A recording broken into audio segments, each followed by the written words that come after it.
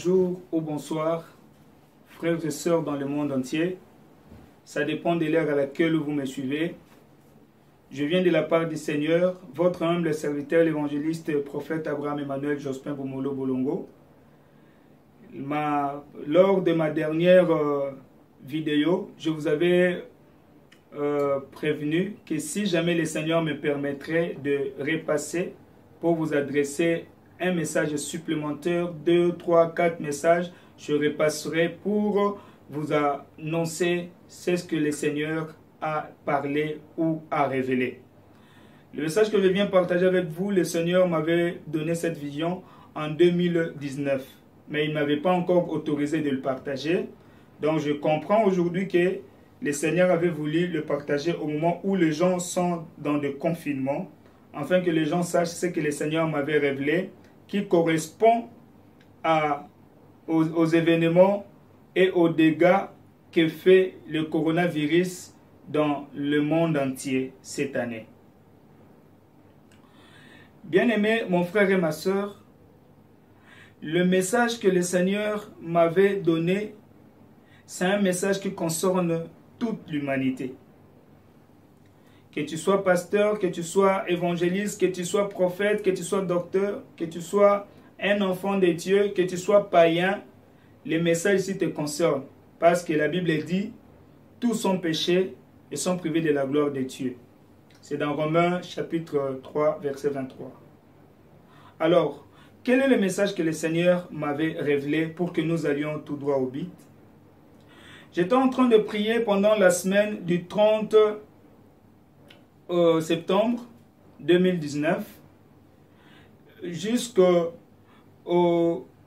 6 octobre 2019 toujours. Alors pendant que je priais, le Seigneur me montre une vision où je suis allé au trône de grâce là-bas dans le ciel pour adorer le Seigneur comme d'habitude. Alors j'étais à genoux, s'approchant à genoux devant le Seigneur pour l'adorer. Mais cette fois-là, je vois le Seigneur, il était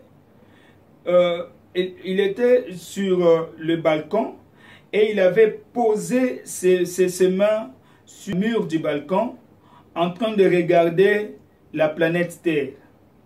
Comme d'habitude, la planète Terre était en train de tourner et le Seigneur était très en colère contre les hommes de la terre. Parce que tout le monde confondu, enfants de Dieu, païens, hommes de Dieu, en train de commettre les péchés des abominations de toute nature. Et le Seigneur était très irrité et il était en colère pour rebondir son jugement sur la terre. Alors moi, à genoux, je m'approchais à genoux pour adorer le Seigneur. Je m'approchais, c'était vraiment avec joie. J'étais dans la joie de venir. Je ne savais pas ce que le Seigneur, il était en colère. Il était très irrité. Alors soudain, il me dit, n'avance pas mon fils, n'avance pas. Reste là où tu es, n'avance pas.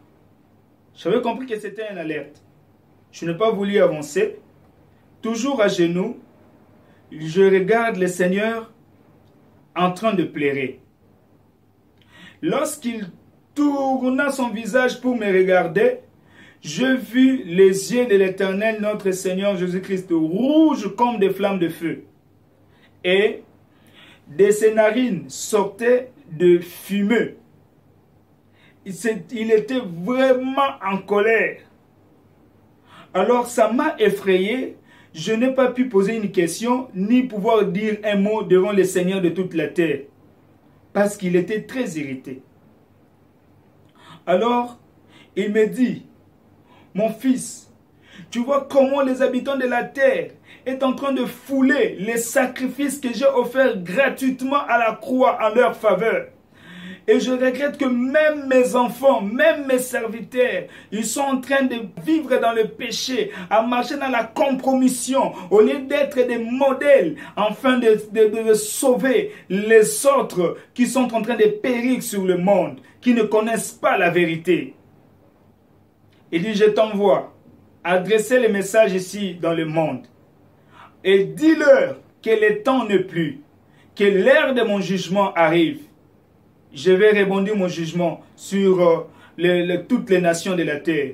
Et ils sauront que je suis le Seigneur, l'Éternel. À cet effet, pendant que j'étais à genoux, j'avais perdu la joie parce que mon Seigneur n'était pas dans la joie. Et c'est ça ce qui avait même influencé mon autre jour, vers le 25 décembre. Moi et ma femme, nous n'avions pas fêté. Et la journée du Nouvel An, moi et ma femme, nous n'avions pas fêté. Nous étions restés à la maison. Nous n'avions rien fait cette année 2020 qui démontrait que nous sommes entrés dans une nouvelle année. Il n'y avait rien ce que nous avons, même les sapins, nous n'avions pas acheté. Même toute décoration possible, même ne serait-ce qu'un geste de décoration qui démontre que c'était la fête de bonne année, nous ne l'avons pas fait. Moi et ma femme, nous nous sommes dit, notre Seigneur est triste, nous n'allons pas fêter cette année. Nous n'allons pas fêter. Tel a été notre adage. Mon frère et ma soeur, je reviens à vous. Je n'ai pas beaucoup de temps. Vous savez, les médias coûtent. Les médias, faire passer les images, les vidéos dans YouTube, ça coûte. Ça coûte vraiment. Et je prends quand même ce temps favorable que le Seigneur a permis de vous communiquer pour vous demander de se repentir. L'épidémie de coronavirus, c'est la sanction que Dieu a frappé le monde entier. Bien que c'est le diable qui a organisé tous ces maux pour frapper le monde, le Seigneur a regardé, il a vu le diable dans un plan pour chercher à récupérer le sang. Et ça a rencontré déjà la colère de Dieu qui se rebondissait déjà au mois de juillet, août, septembre, octobre. Le Seigneur était déjà en colère et il voulait déjà se déchaîner. Et si le Seigneur avait pris maintenant le monde et que le Seigneur avait pris son peuple, où seras-tu, mon frère et ma soeur? Si cette épidémie coronavirus, le Seigneur prend maintenant son peuple et il part avec son peuple, toi qui disais être serviteur, toi qui disais être enfant de Dieu, toi qui disais être celui qui marche à la crainte de Dieu, mais tu le faisais, mais tu péchais en coulisses, tu péchais en cachette, ta vie secrète n'était pas pareille à ta vie publique. À ce moment-là, que diras-tu? Le Seigneur est méchant? Non, le Seigneur n'est pas méchant. C'est nous les hommes qui sommes méchants. C'est nous les humains qui sommes de méchants. Parce que nous ne voulons pas obéir à la parole de Dieu. Je te demande, encore une fois de plus, mon frère et ma soeur, en te suppliant, répands-toi là où tu es. Le temps est proche. Jésus-Christ revient. Il revient très très très bientôt. Je vais te donner des passages qui confirment la révélation que le Seigneur m'avait donnée pour que tu saches que dans la Bible, c'est la vérité et ça existe. Nous sommes dans Psaume 18. Je vais rapidement vous donner le verset 8 à 9. Nous lisons rapidement au nom de Jésus-Christ. La terre fut ébranlée et trembla, le fondement des montagnes frémirent, et ils furent ébranlés parce qu'il était irrité. Quand Dieu est irrité, le fondement des montagnes frémirent quand il était irrité, et la terre fut ébranlée et trembla. À présent, la terre est en train de trembler. Les habitants de la terre tremblent. Pourquoi? Parce que le Seigneur est irrité. Alors, il faut savoir comment calmer la colère de Dieu quand il est irrité.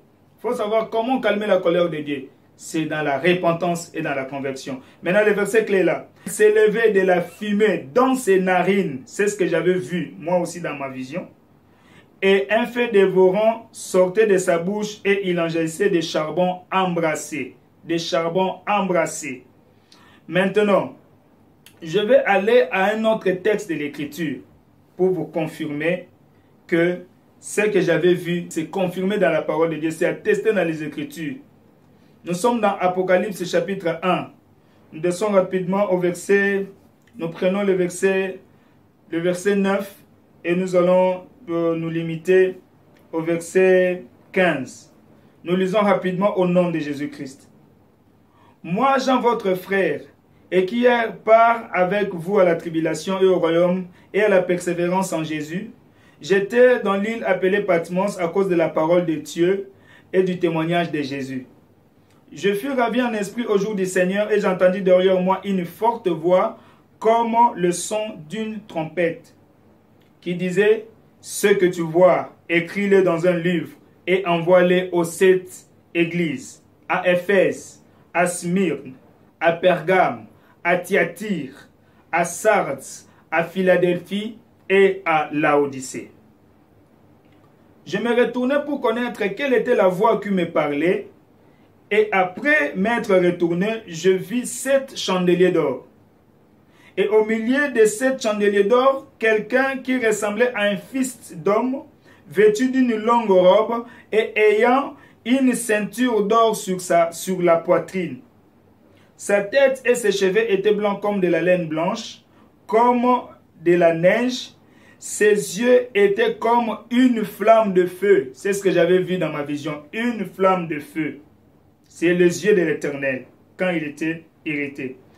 Ses pieds étaient semblables à des reins ardents, comme s'ils étaient embrassés dans une fournaise, et sa voix était comme le bruit de grandes eaux. Bien-aimé, la révélation, la vision que moi j'avais vue, le Seigneur être irrité, et la manière dont son attitude avait changé, et sa colère a appelé directement au changement, à la couleur de ses yeux et la nature de ses narines. Bien-aimé, c'est attesté dans la parole de Dieu. Et c'est en ces moments, nous sommes en train de vivre le jugement de Dieu, le coronavirus. Mais il est un Dieu amour. Il a dit que le coronavirus s'est réapparu en 2019. Et quand vous prenez les 19, vous inversez les chiffres, vous aurez 91. Et quand vous prenez Psaume 91, vous comprendrez que le Seigneur a pourvu à la guérison de cette épidémie. Parce que nous sommes en train de pleurer dans de jeunes prières, afin que le Seigneur ait pitié de cette nation, la RDC, ait pitié de l'Afrique, ait pitié des nations du monde entier qui sont en train de chercher les secours de l'Éternel. Que Dieu vous bénisse partout où vous vous trouvez. Nous sommes à la fin de cette vidéo. Là où tu m'as suivi, je demande à ce que la grâce de l'Éternel demeure sur toi, tout en ne pas oublier que nous sommes rendus à la fin du temps, que le retour de notre Seigneur Jésus-Christ est proche.